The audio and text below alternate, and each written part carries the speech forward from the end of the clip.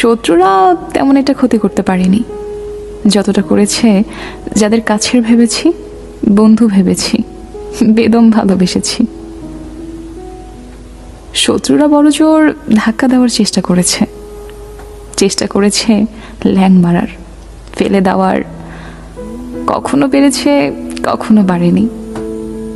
কিন্তু কাছের মানুষেরা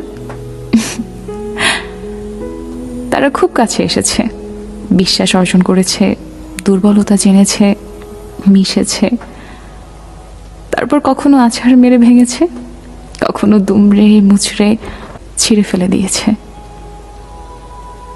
প্রতিবার খুব সফলভাবে ভেঙেছে, ছিঁড়েছে, পায়ের তলায় পিষেছে।